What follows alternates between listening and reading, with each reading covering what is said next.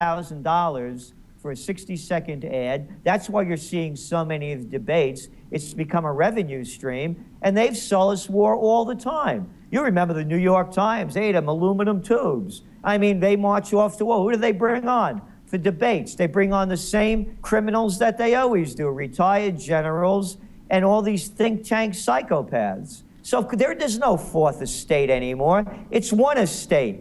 It's called fascism, the merger of state and corporate powers. So there's no free voice anymore. It's all paid for by the Wall Street gang and the military cyber-industrial complex. Yeah.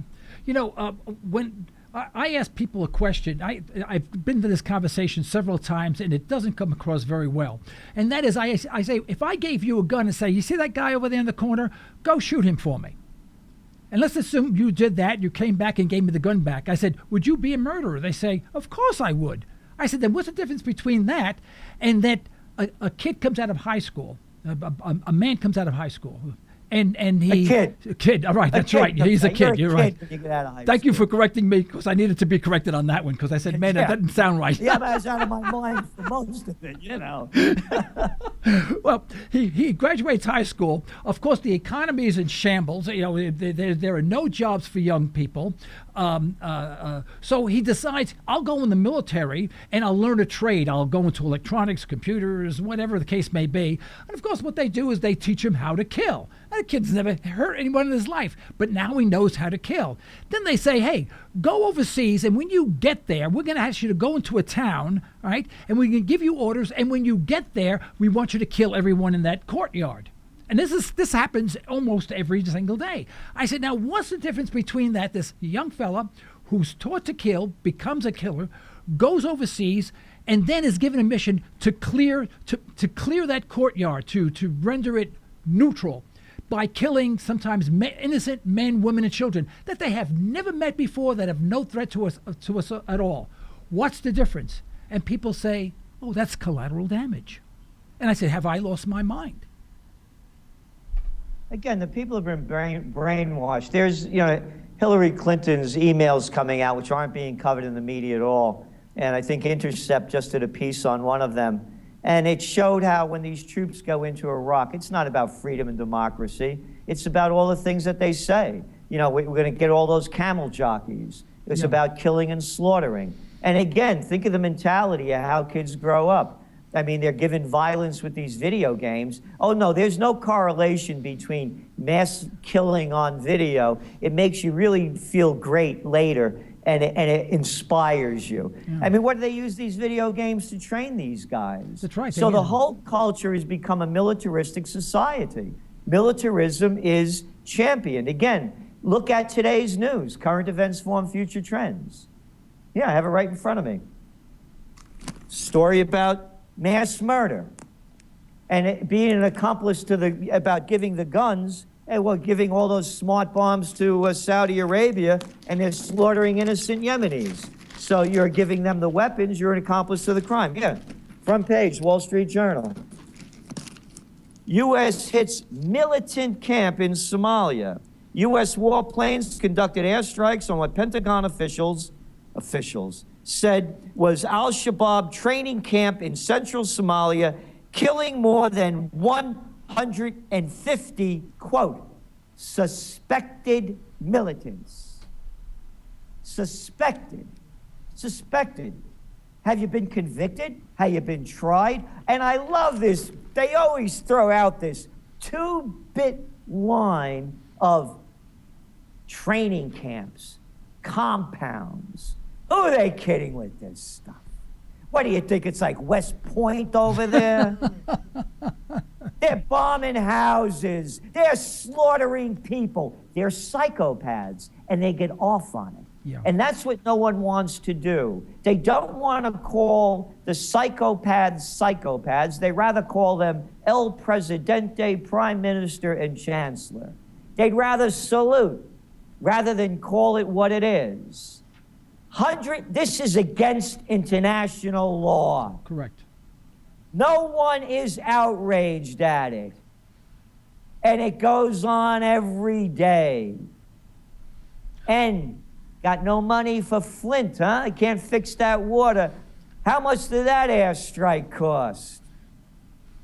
Yeah, right now it's estimated that just to update our infrastructure, not to improve it, but just to update it so that it's safe, it would cost over $1 trillion. And there just is no money. It's higher than that. Yeah, yeah. It's higher than that. Yeah, I mean, much higher. And that would not that doesn't include so many of the dams that need to be totally rebuilt. That's just to shore them up to make sure they don't fall again tomorrow. I've read it up into the several $trillion. Oh yeah, that wouldn't surprise me. Yeah. Hey, no, look, you go to New York, you take the subway, it's a ride in Calcutta. You travel the world, you come back into JFK, you can't believe this hole. That's As right. you're going down the parkway over there with garbage everywhere. No, the whole place is turned into a slum. Look at the streets in New York City, potholes everywhere. The whole place is turning to crap. Yeah. We got wars to fight and people to kill. Yeah. You know, what surprises... Just one more thought. Sure. We've spent more money in Afghanistan, quote, rebuilding Afghanistan, than we have on the Marshall Plan following World War II. That's an amazing figure. That's an interesting one. And it's unfortunate that we don't hear that during the debates.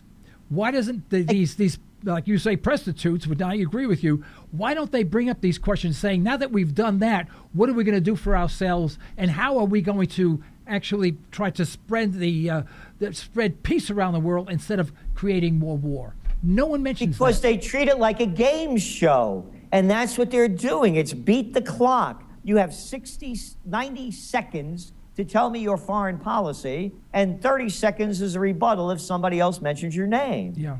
They don't ask those questions. The types of questions they ask are to keep it in the reality show mentality. This isn't about substance. It's about selling. It's about media, them getting money so they could make a lot of dough off this. Period, paragraph. Hey, look at the size of my hands. You know, during the Vietnam War, you know, they were protests in the street because there was a draft, and they say, "Hell no, I won't go," and stuff like that.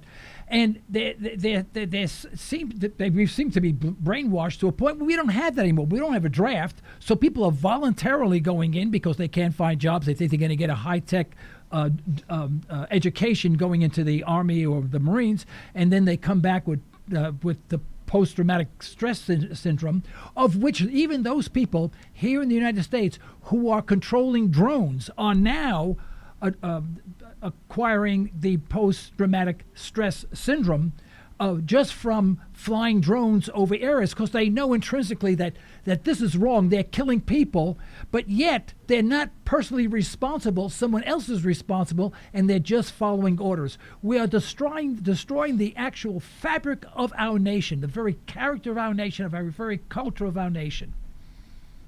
Yeah, I know. And they just they're good. Look how they promote it at every sporting event. You know, they keep promoting the war mentality. And you mentioned it, you know, I'm Vietnam War era age, and, you know, it was very clear. The only reason people were protesting back then is because their lives are on the line. Yeah. I mean, you woke up every day, they're gonna get me, you know. I know what it was like. And I went away to college not to go to draft. I mean, and that was the last thing I wanted to do was go to college. Actually, I wanted to open up a delicatessen in the Parkchester section of the Bronx. I swear to God. You know, I only went to college to beat the draft. And I had to keep coming up with schemes to beat it. Ryan, will you get that paper up there with Donald Trump? It's that one right there where your hand is. Yeah, I think that's it. Yeah, just turn it around. That's not it. There's one of Donald Trump in a military uniform. Anyway, I have a picture here of Donald Trump when he went to military school. Look at this picture. Look at this picture. This is in Cornwall, New York, not far from us. Look at this little clown in this stupid uniform. You know what the greatest punishment, you probably had it, when you misbehaved, your parents would threaten to send you to military school. Right? I'm not making this up. You little SOB. They took us, I wrote about it in my book, What Zizzy Gave Honey Boy. They took us over to the Bronx Botanical Gardens with 3 little kids. And we did a big fence, big gate. And my father gets out, I had enough. And he goes out, walks to the gate, and we're crying, Mom, we'll be good, we'll be good. We thought it was the military school with these big gates. This loudmouth little moron with a bad attitude who beat the draft. I had a spur on my ankle. Don't remember which one. Yeah, his old man bought him the way out. Look at this little clown. This shows you how uncontrollable he was. Could you imagine being in a uniform at this age? All I was interested in, what were we gonna have for dinner tonight? The girls, going out with my friends. Right. And here this little clown, make your bed, put the corners right, salute, we're gonna give you a uniform. My mother, may she rest in peace, used to make my own bed. Right. No, I'm not gonna go to military school. That shows you how out of control and arrogant this guy is. Yeah. He was so arrogant that he gave up the youth of his life because they couldn't put him in control. Yeah. Well, how much of this is because we're a nation that no longer has any balance in what is going on? For example, where are our religious leaders? Where are they? Why aren't they being vocal about all these wars? Why are they almost condoning and blessing these wars? So we don't have the counter to any of this. Now, we have you, and we have, Dr. Paul Craig Roberts, we have, and several others, and some of them have been on our program, who talk about this, but those people who are in the neighborhoods, people that, leaders that people are in contact with, don't seem to be carrying this message. They seem to be promoting the killing, and somehow God bless us all. And that disturbs me. There seems to be, the counterculture seems to be very quiet. It's very large, but very, very quiet. They're quiet and they're disoriented. We did with Occupy Peace, we have a program. It's not praying or oming for peace. It's respecting the founding fathers. No military foreign entanglements. Right. Close the bases overseas, bring the troops home, secure the homeland, put them to work to rebuild our rotted infrastructure, and of course, force Congress to vote to go to war, which they have not done. They only give El Presidente the power since World War II, and to have on each state ballot a referendum where we'll tell the congressmen and senators how to vote, because they don't represent us. They represent the people that give them the money. So here we launched Occupy Peace. We took our own money to make this happen, and it's in 6 figures. And I'm a working guy. I know billionaires. I know billionaires and multimillionaires. They gave us the grand total of not 1 cent. That's interesting. For peace. We sent out over 350,000 press releases worldwide over the course of a month announcing Occupy Peace. We had Ralph Nader, Cindy Sheehan, Dr. Robert Thurman, Gary Null. Not 1 inch of coverage. 350,000 press releases worldwide over a period of a month.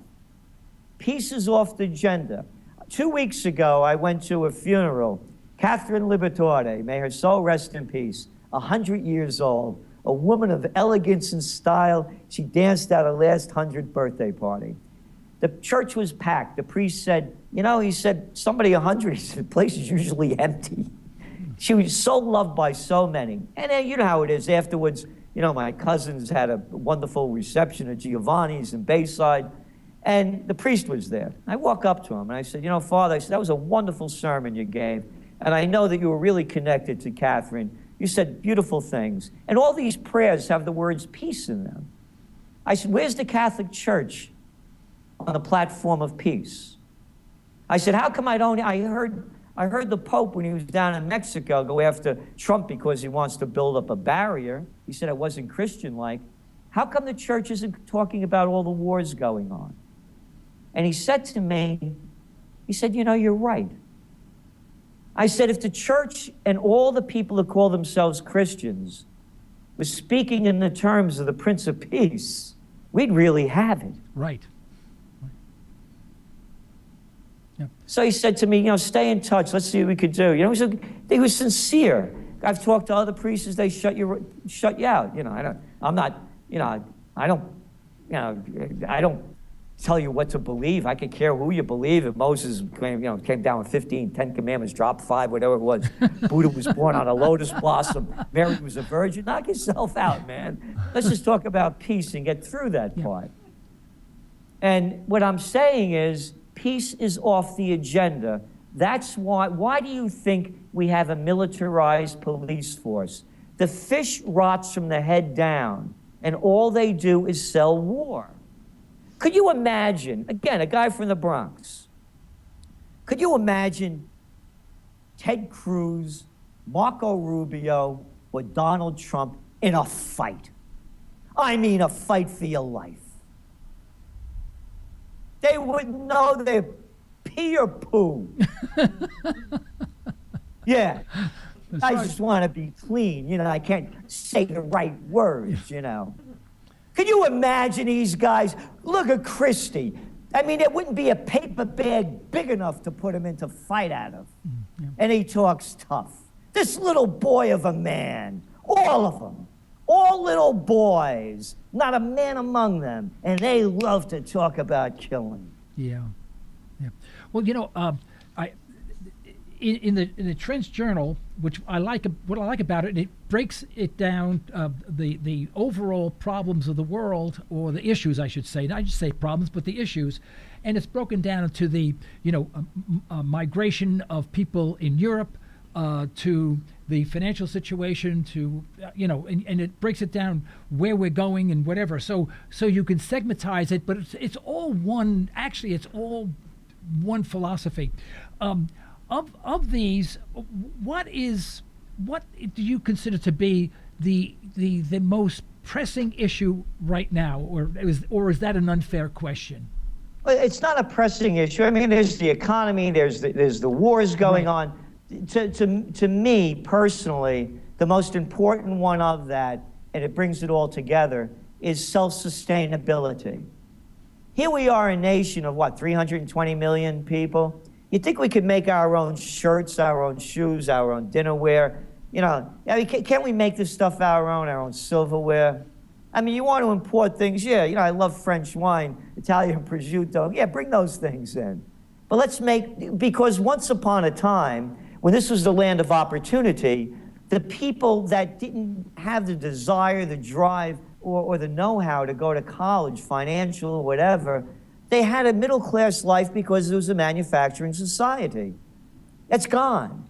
So to me, it's put back into place what worked before. This is not rocket science. It was the Robertson-Patman Act, Sherman Antitrust Act, Clayton Antitrust Act, that allowed mom and pops to compete against the big guys. You remember when we were growing up, there was a Macy's in Yonkers and one down in Herald Square. That's right. Right. My mother used to go there once a year.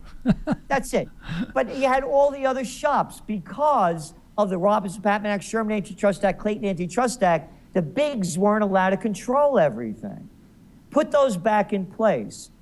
Get rid of Glass-Steagall, the thing that killed the banking industry, and get rid of NAFTA. Go back the way it was before. So to me, self-sustainability is, as I say, my blood is Napolitano, but my heart's American. I could never be me if I was born in Naples. I could only be me if I was born in the Bronx. I'm blessed for both of them, but I'm an American. And this is my country. Right. And that's where my heart is. And what they've done is they've ripped the heart out of America. And to me, self-sustainability is bring back the land of opportunity. I had enough of these little cowards, freaks, liars and fools telling me what the jive is. Love it or leave it. Leave it, because you guys are screwing it up.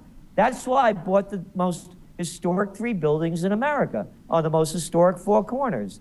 The only place where there's a pre-Revolutionary War stone building on each corner. This is my country. And I want to see a revolution, but not a violent one of spirituality, of grace, of dignity, of passion and courage. How could any self-respecting human being, only talking for myself, Look up to a Cruz, a Rubio, a Christie, an Obama. Oh, and this Bernie Sanders. Save your Coney Island act for somebody else, Junior. Oh, and stop what you voted against the Iraq War. You got people arrested when they protested Clinton's murderous Yugoslav war that you love, along with your pro-Zionist, those Palestinians are shooting rockets into Israel attitude. Oh, and Bernie, you voted for the Afghan war. You love that, didn't you? Oh, I forgot, Bernie. You co-sponsored that resolution. Gaddafi has to go and we need a no-fly zone. And I could go on, but we're running out of time. Yeah. How could you look up to these clowns? How much more blood do the Clintons have to put on their hands for the people that they've murdered around the world? So to me, that's what's missing. Courage, dignity, and respect. Self-respect. You know, when I lived in Harlem, things were so different. People weren't very wealthy. There was a woman who lived at 2409, and I lived at 2407 above a factory. And she used to wait for me when during the summertime when I used to go out and play around 9 o'clock, and she'd be out the window, and she used to yell out from the third-story window. Never forget this, like it happened yesterday. She'd say, "Joey, what time is it?" She didn't even own a clock. And you know, I think back of those days where people didn't have anything, but they had self-respect, they had kindness, they had there was character. Of course, Skinny's Barbershop, that's where everybody went, including whom I'm talking about.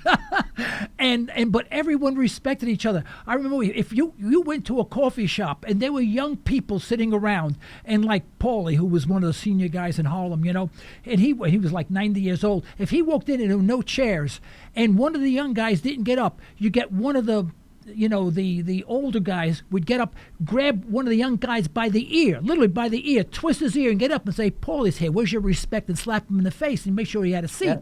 But Paulie would never say, no. He would say, no, let him sit, I'll wait. They say, no. And I think back of those days, every day I think of those things. Jerry, I feel like I'm going nuts. I said, there doesn't seem to be anything like that anymore. No respect, no character, no nothing. I find it very frustrating. And I think when I go, I always feel like all this is going to go with me, never to return. No, I don't. Look, being, again, Italian, remember that thing called the Renaissance? Yep. It followed the Black Plague in Europe when 60% of Europe was decimated. But here's the difference. The billionaires of the day in comparative money, the De Medicis, they gave their money for art and beauty. Right. Alle Romane e all'antica, in the manner of the Romans and the ancients, a renaissance to describe the quality of their work. The quality is gone.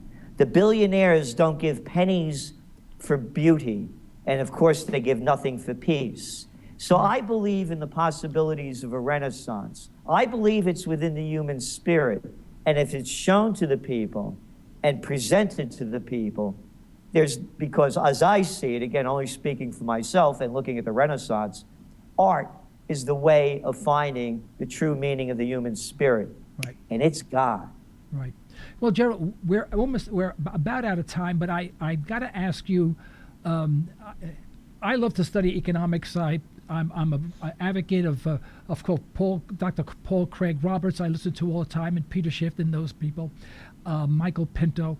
And it seems like our economy is teetering on the verge of collapse. And I know that sounds melodramatic, but in reality, that's what's really happening if you study it, not if you listen to mainstream media. What is your take on the economy, and do you see things going south that way? I would have thought it would have collapsed, 2010. I had no idea they'd make up something called quantitative easing. Right. I had no idea they'd make up something called zero interest rate policy.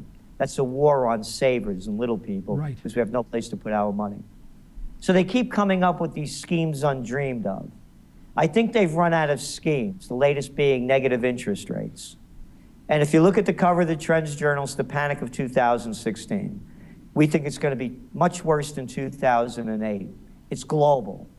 They're propping it up, doing the best they can to keep it alive. Tomorrow's a big day in terms of the European Central Bank meeting. to see how much more quantitative easing they're going to put in. They're talking about another 10 billion euros a month on top of the 60 billion already to buy up bonds, and to lower negative interest rates even lower. So there's no way out of this. And going back to what we began with, Occupy Peace, when all else fails, they take you to war. Right. Look how easy that clown Bush took us to war back in 2001. Nobody liked him, and his poll ratings skyrocketed after 9/11. People's minds were off it. We were in a recession back then. Yeah. Well, Gerald, we're about out of time. I know you wanted to dedicate about 30 minutes, and we've extended that a little bit. We've taken advantage of you. I apologize for that, but I've thoroughly that's great. Thank you. Thanks for having me on. Thank you so much, and I do hope you will accept our invitation to return at a later date and maybe give us an update.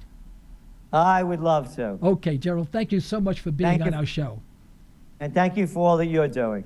Thank you. All right.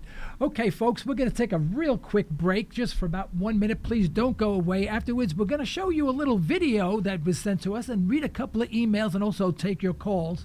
And we'll be discussing the worldview from a monetary point of view as well. Don't go away. We'll be right back.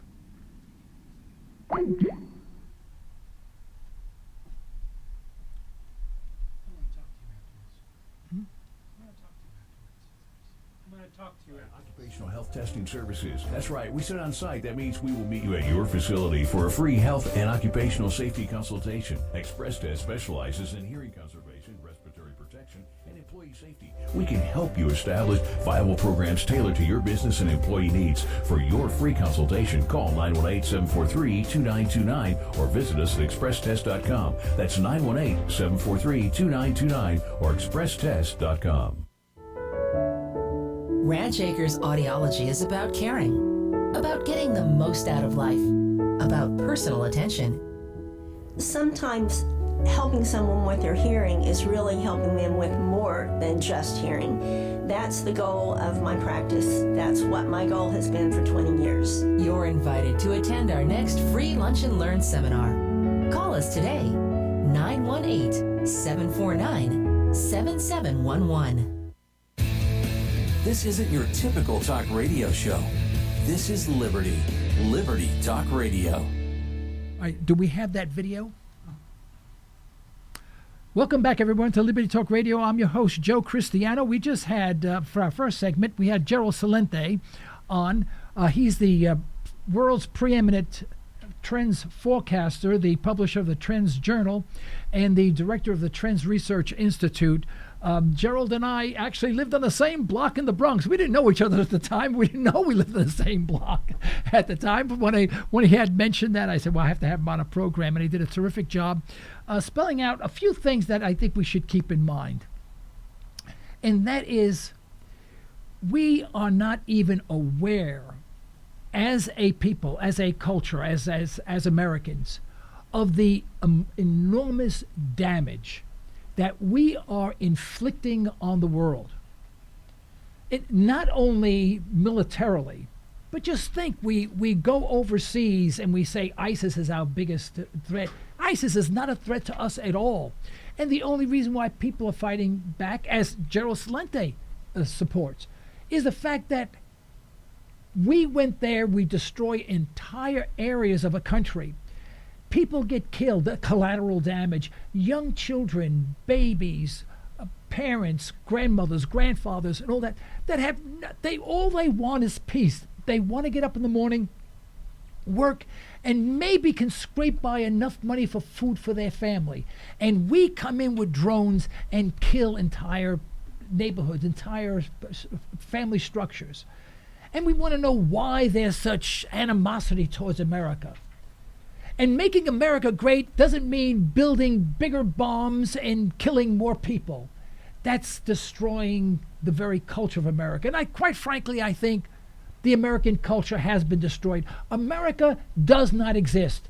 When these clowns that they call presidential candidates, when they speak about making America great again, They can't make America great again because their policies will make America even worse than what it is. When will we realize that? And the problem is that we have forgotten how to think critically. We have forgotten how to contest what is going on. We have forgotten how to protest peacefully and to understand what really it means to be an American. And it starts with an understanding of the Constitution, the Bill of Rights, what American stands for. Look at the map behind me. The United States is perfectly situated. It has the Atlantic Pond, as they call it, on one side. It has the Pacific Pond on the other side, separated from all of the strife and all of the conflicts in the Far East, in the Far East, and the Eastern cultures. We're separated from Europe, Eastern Europe, etc., of which is now verging on World War III. Look back in history. Look at World War I, prior to World War I. There was tremendous conflict among the nations. There was confusion.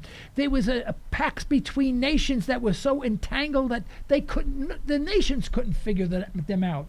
And it all resulted in war. The same thing happened prior to World War II. There were pacts among nations. They starved the German people. The German people didn't want Hitler, but without Hitler, they would have starved to death. We gave them no choice because you're going to live on 700 calories a day. If you don't like it, suck it up. And that was our attitude. We have been an incredibly cruel nation to the world. And these people, especially our president, when they say that, we're the beacon of life, the beacon of hope, for the world, that could not be further from the truth. At one time, this is before the world wars, people would come here because there was opportunity. And I know many people worked in factories, in horrible jobs, working for $1 a day and hardly had enough money to eat. But they took that as an opportunity. They came here because there was an opportunity and they were willing to sacrifice themselves for their family. But today, our family no longer exists. You no longer have a mother. You no longer have a father. You no longer have an extended family. You have the government that'll take care of you. And we're all split up. There's no loyalty whatsoever. There's no character. And there's no more tradition. And the American tradition is dead. America is dead. America died a long time ago. And when are we going to realize that? When are we going to realize that the only way we're going to get America back is to wipe clean all these people that are running for office and put in people who are talking about individual responsibility, individual rights, the precepts of the Constitution, and get rid of big government, all of it, all the rules and regulations, and leave it up to individuals. If I want to trade with Iran, if I want to trade with Saudi Arabia, I want to trade with China or Russia or France or Germany or Japan or whomever I want to trade with, it is my God-given right to trade with whomever I want. Just look at the Constitution, it'll tell you exactly that. But no, our government, they say, if you're going to trade with this, you can't. We have an embargo on that country. So you can't trade with them.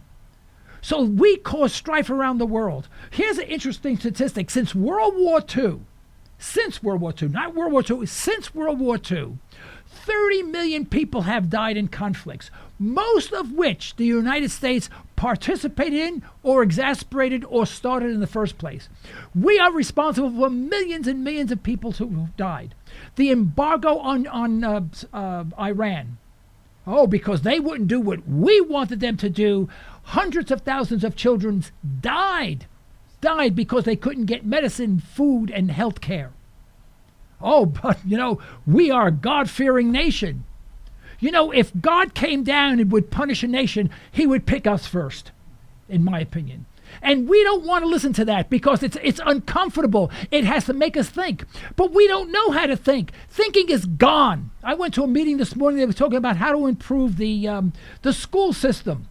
It was a business meeting with business people. And I stood up, I said, hey, you want to improve it? Bring it to the backyard, Take a gun, shoot it, and bury it. It's gone. We have no school system. You want to educate our kids? Get rid of the school system. It's the worst organization in the world. It is making mindless drones out of all our children. That's what we should do, is kill the school system altogether. Bury it. Forget it. It's not the responsibility of the government to educate my kids. It's my responsibility. And if I want them to be fat, dumb, and happy, that's my business, not the government. But the government has an ulterior motive. They say, oh, we want to make sure the children are well educated. Garbage. You believe that, you'll believe any fairy tale. You'll even believe Donald Trump and Bernie Sanders, that he's going to make everything free. But the fact is that they want our children to be obedient to the state, and they want to control what is being taught. And our teachers have forgotten how to think, because if they do think, they're out. A good friend of mine was in, I won't mention who it was, and I won't mention the college, but he was in his 9th year. You know, after 10 years, you get tenure. He was voted, this is a big college, the best the best teacher in the school by a long shot. He was loved by everyone. They all loved him. He was a libertarian, by the way, you know. And right before his tenure of 10 years, he was fired. Why? Because he wasn't towing the company line. That's right. So is this something that we should emulate? Is this something that we should be proud of? Are you proud to be American? I'm not proud to be an American, not anymore. I was. But now I'm listening to guys like Donald Trump saying, I'll fix the things in the Middle East. I'll nuke everybody. Oh boy, isn't that great? Am I proud to do that? All right, I want to show you a video that's sent to me. In fact, I have a couple of emails I'm going to read to you after the video. Don't go away. All right, can we play this video? I'm not sure how this is going to work. Just hold on a second and we'll see how this works. Here we go.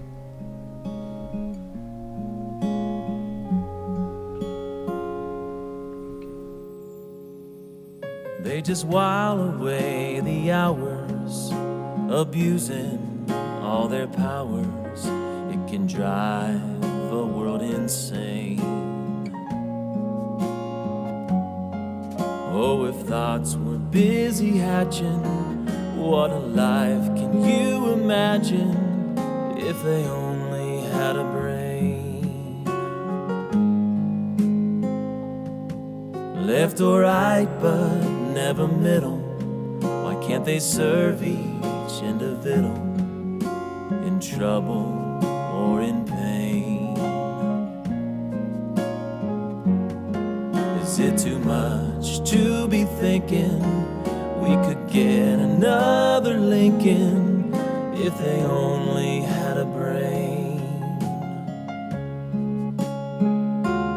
Oh, I can tell you why the price of gas is high.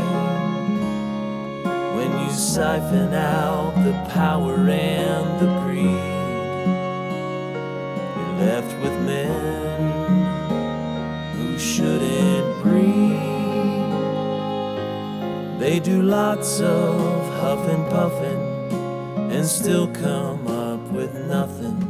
Oh, these souls that live in vain.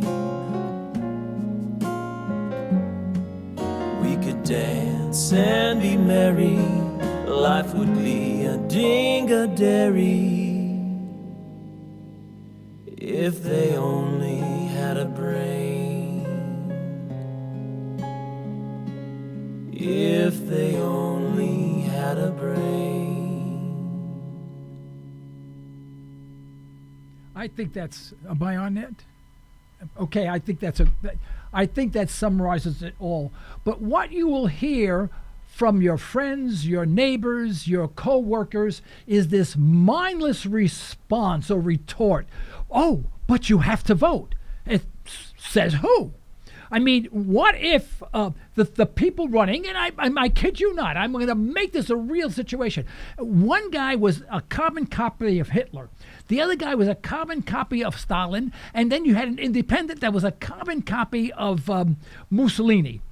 And you got to say, well, you've got to vote.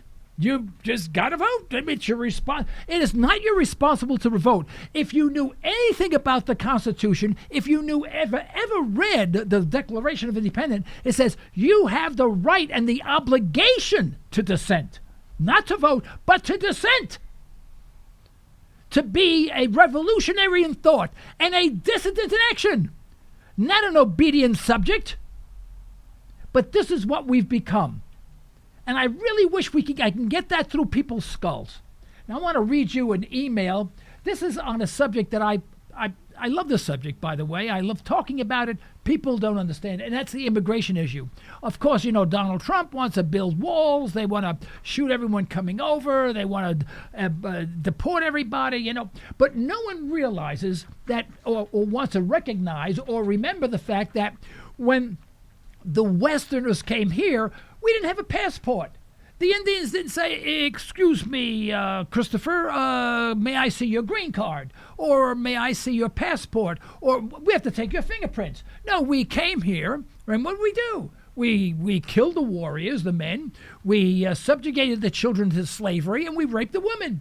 Wow, what a wonderful group of people this is. Look what the Spanish did when they went to the Caribbean and to the Central America. Killed tens of thousands of people in cold blood. We did the same thing here. We took the land away from the Indians because we have better firepower, and it's ours. Might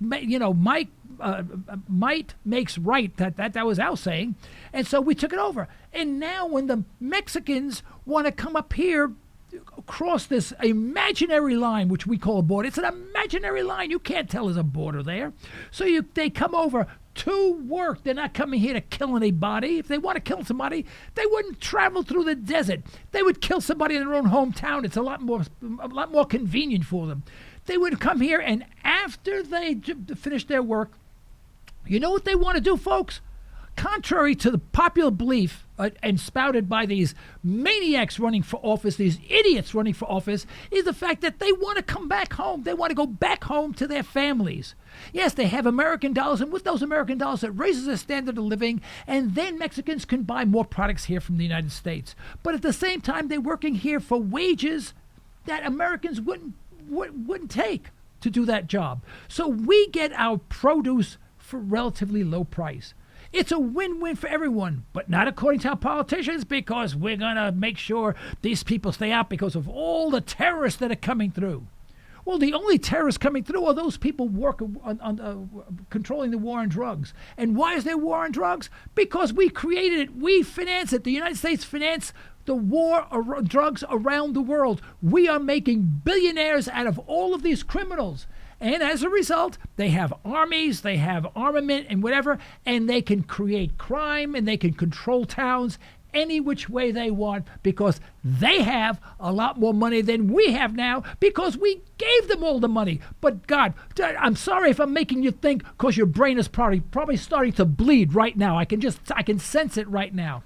Now, here's something. I won't give you the name of the person because he wanted to keep anonymous. He says, "Hi, Joe. I am disappointed with the border interview. It never seems to fail that when I hear arguments for or against the immigration issue, that the underlying problems are never addressed or the workable solutions proposed." Now, understand, folks, this guy is a thinker. He's a regular contributor to this program, and he's a thinker. I have the utmost respect for him. He said, "Let me bloviate." Bloviate. I never heard of that word. Just a little in my most authoritarian tone. The first issue is that no one appears to point out that if it were not for the public reliance upon the federal government to solve the problem, the public could solve the problem themselves. And that stands for everything. The poverty, the economy, absolutely everything. I agree 100%. It is because we have given the federal government power over us that the issue exists. No federal border, no violation. Then the problem dissolves to the states.